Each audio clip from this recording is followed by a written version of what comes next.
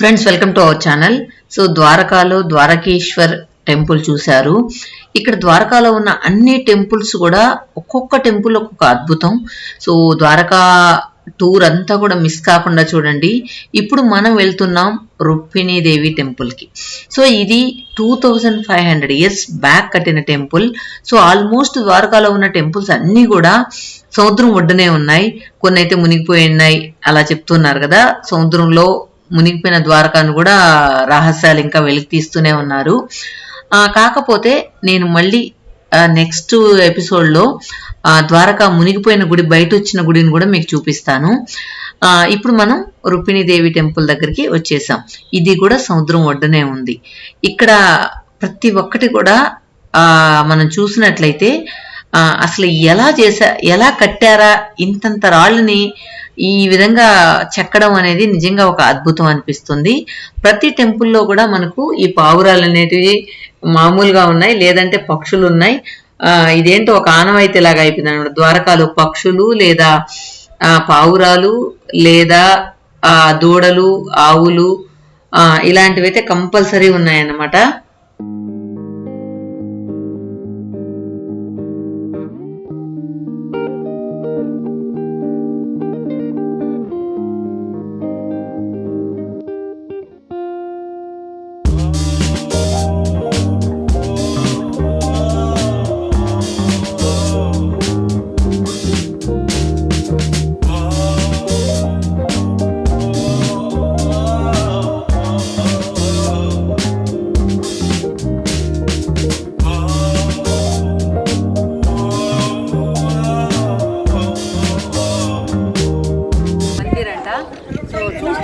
Architect చూస్తుంటే ఎంత అద్భుతంగా ఉంటుంది, ఎట్లా కట్టారబ్బా అని అనిపించేలా ఉంది.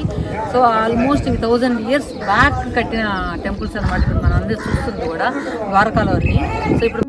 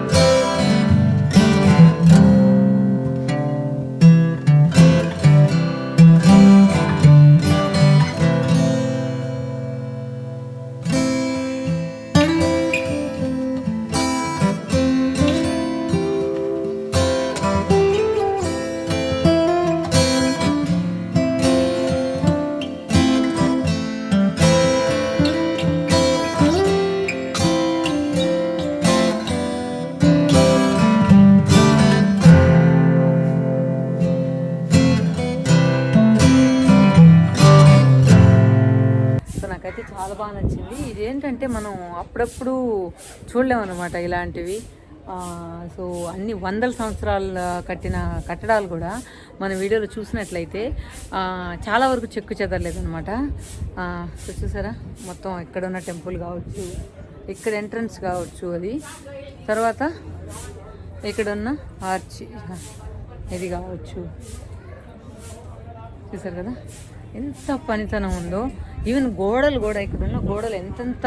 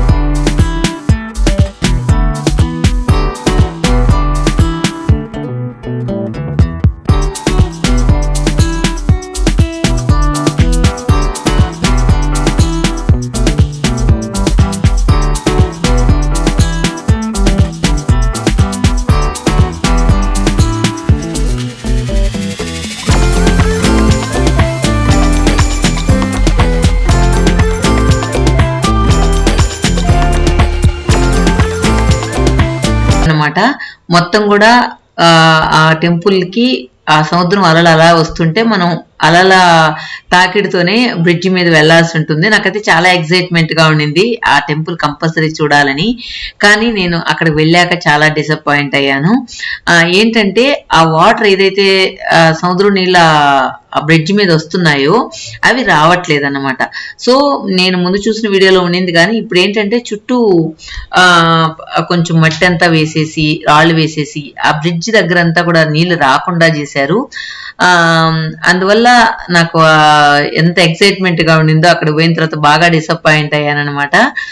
సో అలా అలలు ఆ బ్రిడ్జ్ మీద వస్తూ ఉంటే దానిలో నడుస్తూ ఆ టెంపుల్ ని చూస్తే ఎంత బాగుంటుందో అనిపించింది. చూసారా, ముందు ఇలా ఉందన్నమాట, కానీ ఇప్పుడు చూస్తే ఫుల్ డ్రై అయిపోయింది అక్కడంతా కూడా. ఇప్పుడు చూసారా, అటువైపు ఇటువైపు బ్రిడ్జికి మొత్తం కూడా సపోర్ట్ ఇచ్చి మట్టి తోలేస్తున్నారు, ఎక్కడ కూడా వాటర్ రాకుండా. అంతేకాకుండా ఆ టెంపుల్ కూడా మనకు రెనోవేషన్ లో ఉంది. సో లోపలంతా కూడా రెనోవేట్ చేస్తున్నందువల్ల నాకు అంత బాగా ఇంప్రెసివ్ గా అనిపించలేదన్నమాట ఆ సరౌండింగ్స్ అన్ని కూడా. ఇక టెంపుల్లో దేవుణ్ణి కూడా తీసి ఎక్కడో పెట్టినట్టున్నారు. సో మొత్తానికి ఈ టెంపుల్ అయితే ఈ విధంగా ఉంది. చూడండి ఇప్పుడు ఎలా ఉందో చూడండి అన్నమాట. ఆ చుట్టూ వాటర్ రాకుండా అయితే మొత్తం స్టోన్స్ లాగా వేసేసి ఉన్నారు. ఈ బ్రిడ్జ్ కూడా ఖాళీగా ఉంది. ఒకసారి మ్యూజిక్ యాడ్ చేస్తాను, ఇది చూసేయండి. ఇక మిగిలిన వీడియోస్ కంటిన్యూస్ గా ద్వారకా నుంచి మేము ఎక్కడెక్కడ వెళ్ళాం, సోమనాథ్, భావనగర్, తర్వాత ఇంకా పోర్బందర్, ఇలాంటివన్నీ కూడా మనం విజిట్ చేసాం.